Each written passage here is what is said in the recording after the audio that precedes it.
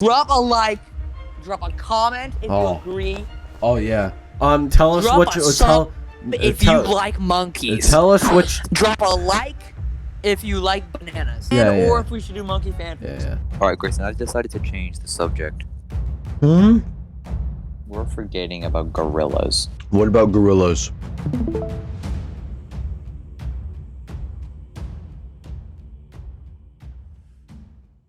They're here. Gerald the orangutan.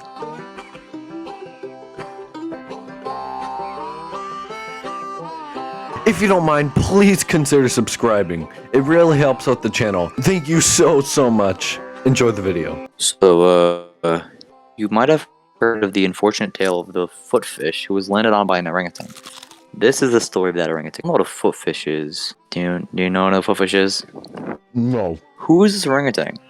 Why was he falling from the sky? You must read to find out. It was a Tuesday night when Gerald was bored and itching for adventure. Luckily for Gerald, the horse guru of adventure was in town. "Oh, horse guru of adventure," said Gerald, "I am deeply bored. Please provide me with some interest in my life, and I will be semi-eternally grateful." "Oh, I have just the thing," said the guru. "Would you like a horse? For a small fee, of course." "No offense, but who want a horse?" Gerald retorted. "If you could buy a car, and cars don't die either, they are so much more practical." "Well, of course you wouldn't understand. You don't even ride." "Have any other ideas?" Maybe you could climb Mount Asparagus. You wouldn't even need to pack food because the mountain is made of potatoes." It was a long and treacherous journey in the back of the taxi. There's not much else to say here. Once he had left the taxi, Gerald wandered around for miles in search of the souvenir shop. Unfortunately, he did not know that the shop was located on the top of the mountain to prevent such problems. In the time that he spent trying to find the store, he could have climbed up and down the mountain 14.5 times. Dang. It was finally time for Gerald's reward, the souvenir shop. "Hello," he said to the shopkeeper. "I would like to purchase a souvenir." "What would you like, sir?" "A snow globe and a banana." "Here you go." Then, as Gerald was walking out, he dropped his banana. Suddenly he slipped on the peel. What a shocker. And went sailing out of the souvenir shop. As he glided through the air, he was magically repositioned by a mysterious force called itself Blobfish Transportation Incorporated. And he saw himself falling down to a hideous creature that looked oddly like a foot. Then there was a loud crunch. The footfish was gone. And that, kids, is why you don't listen to horse people. Dedicated to orangutans. What would you rate the story? That's merely a 10 out of 10. Nearly, I'd say it's on the cusp. It's Oh, on yeah? the cusp of a 10 out of 10. Because I think that was amazing. Should we do Monkey King? We're doing Monkey King. Far across the eastern sea, on the island called the Mountain of the Flowers and Fruit, a magic boulder had sat on the middle of mountain's peak since the creation of the world, bathed in the energies of earth and heaven, quickened by the light of sun and moon. The stone became fertile, and at last cracked open to release its young. From this stone egg emerged a full-grown monkey. As it gazed about and above, golden lights shot from its eyes as it to further reaches of heaven and earth. "Your Majesty, a stone has given birth to a monkey." The ray of light came from its eyes, but now that monkey has taken food. The light is fading. The Jade Emperor sighed. "Only a monkey, is it? Well, we have important business here. A monkey is no concern of ours." Sitting cross-legged on the platform was a man looked as old as heaven, yet strong and healthy.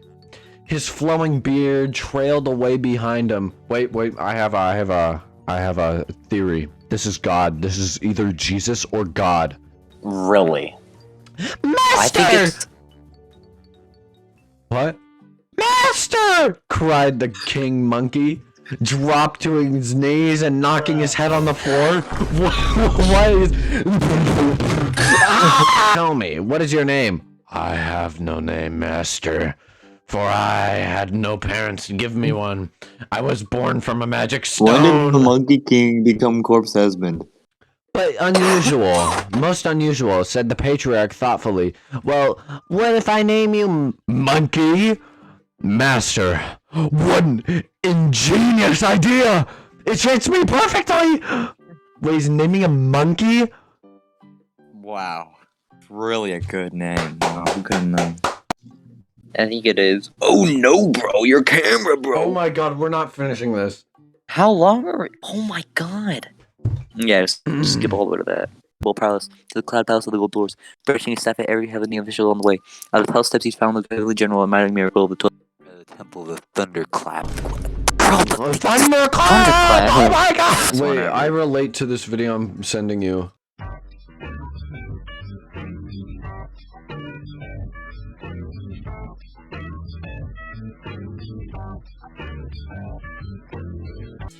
Give me one more chance. Penis Monkey Bible! Wait, go up! What? What? This seems legit. 8 reads. It's 5 minutes. This is good. This is good.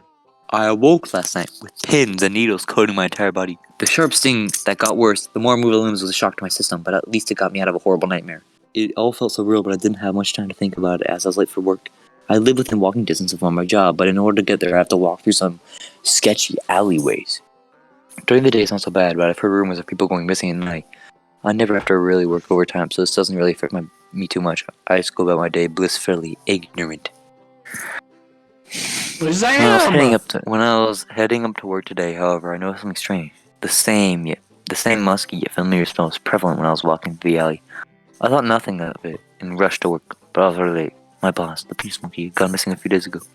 Nobody really cared since he was a real prick, but I reached my door, but the lock had been broken. No! Oh god, someone had broken into my home. I slowly opened the door and almost instantly that same musky yet familiar smell filled my nostrils. Don't let this be real, I remember thinking to myself. I slowly but surely approached my bedroom where the smell seemed strongest. Suddenly, I felt a presence behind me. Oh no, not the penis monkey. And was horrified by what I saw. A monkey, about 7 feet tall, wearing a black hoodie with mysterious stains on it. It had no hands or feet. Instead, it had penises on the end of its limbs. It wasn't long before I completely cocooned by liquid. I passed out. I don't know how long it has been before I woke up. I wasn't in my room anymore. Instead, I was in the alleyway, now completely covered in his liquid. I fell to the ground, but it wasn't my hand that caught my fall. Oh, please, God, no. I looked down at where my hands used to be. Instead, there was penis. I examined myself further. I was covered in damp hazel fur. Screamed in agony. For in that moment, I realized I was no longer human. I had become the penis monkey. No! To be continued. Penis Monkey Bible 2 needs to come out. Grayson, What? would you What? read What? an 8-hour Beasters X Reader fanfic with 91 parts for like $1,000? Yeah. Yeah, you would break your mind for that. Yeah. Well, lucky you, I just happen to have $1,000 in cash right now. Start streaming. We're going all day.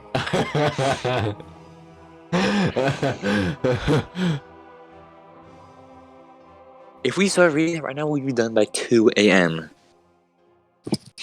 Just think about the content.